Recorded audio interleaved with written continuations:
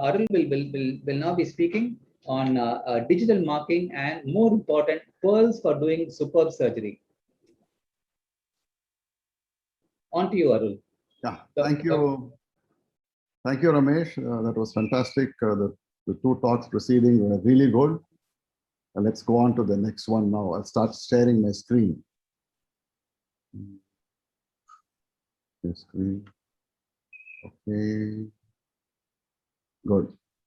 My talk is going to be on surgical pearls and the image guided surgery.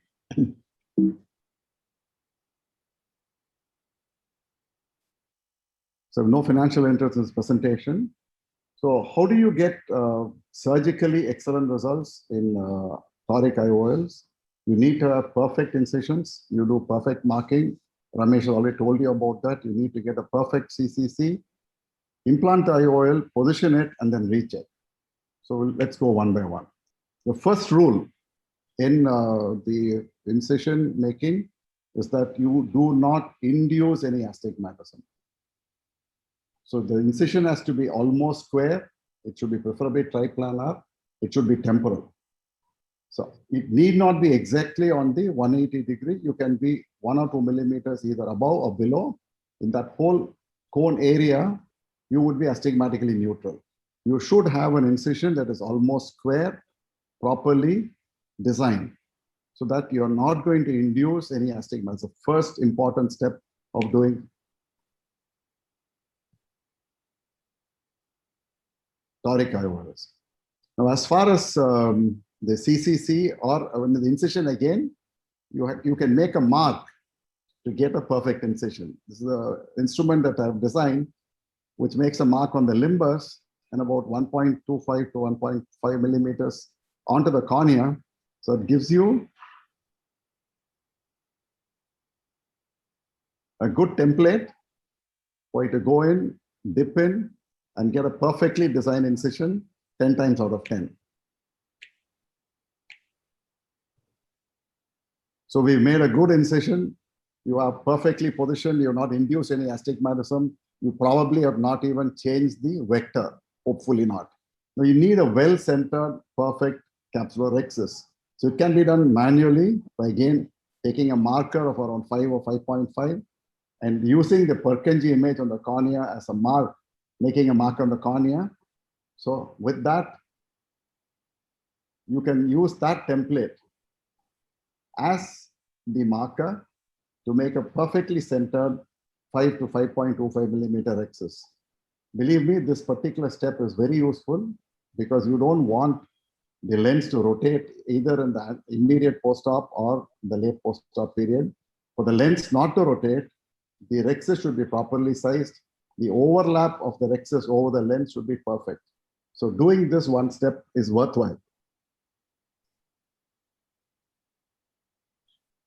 If you're doing image-guided surgery, it makes it a little simpler. You have two rings that are projected onto the surgeon's view. The outer ring would be 5.5, the inner ring would be 5.25. And it's really very helpful for you to make your rhexis perfectly centered. The position of this ring is determined from a picture already taken by the IOL master, which takes reference points on the limbus, designs the size of the rhexis with the picture of the limbus that has already been recorded, and that is projected on to the surgeon's view during the surgery. So now the full markerless surgery, watch, it tells you where to make the incision. As the rhexis is already there, again the ring marker, you can finish the rhexis.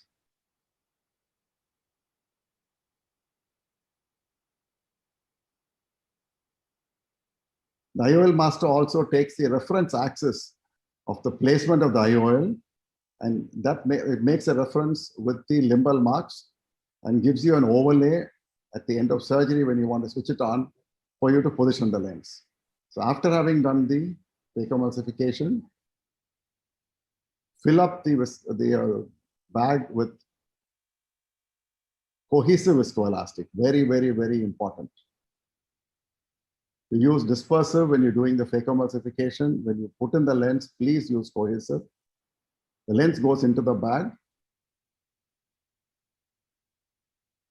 The last bit of positioning of the IOL is done after viscoelastic is been aspirated out of the bag. And you align the toric mark on the Callisto marking. This makes it very, very simple. Here, please note that the Purkinje images are all overlapping. It's very important. This is important to avoid parallax. When you're doing an image-guided surgery, it is automatic. But when you're doing a non-image guided surgery, please keep in mind that the Purkinje images should be in focus and they should all be coincided when you align your toric lens along the mark. So just coming back in, this is something that you will do when you're not doing a non-markerless surgery. After the surgery is over, the predetermined area, which has already been marked, as Dr. Ramesh said, on the slit lamp, the mark that you make on the cornea has to be thin, not smudged, and long. The axis mark has to come into the pupillary area so that you will not have parallax. Under a cohesive viscoelastic, IOL is injected, placed in the bag. Viscoelastic in front of the IOL is taken out first. The lens is rotated just about 10 degrees short of the final position. All this while, there's viscoelastic inside the bag. You have about 10 to 15 degrees short of your final position. Take out the viscoelastic. Now you'll find the rotation becomes more difficult. That's exactly what you want. You don't want the bag to be inflated so that the lens will not rotate in the immediate post-op period. Take your time, gently rotate it into position. Make sure that the Purkinje images are synchronized, that they are overlaid over each other, and then align the lens finally. In this particular case, I used both the marker, that is manual marker, and verified it with the markerless system, and it coincided. So you really don't need a markerless system to get absolute accuracy. Always immediate post-op, verify before you send the patient back home. When the pupil is still dilated, put the patient on the slit lamp and check if the lens is still sitting in the desired axis. Because most often, the majority of rotation occurs immediate post-op in the first 1 to 2 hours. Once the lens is in position, it's not going to rotate that easily unless the bag is going to get inflated. You have made sure the bag is not inflated by removing all the viscoelastic. So verifying immediate post-op helps you to make sure that the lens is in position. If it is not, re-rotate immediately. Post-operative later rotation, if necessary, can be done after a week or two when the bag is shrunk a little bit. So in summary, accurate marking, CCC should be central and appropriate sized, IOL should be in the bag, position after complete removal of visco, avoid parallax. At the end of surgery, avoid overfilling of the AC, verify immediate post-op, if necessary, re-rotate. Thank you. Thank you for a superb presentation, Arul, and your amazing surgeries as usual. Thanks, sir.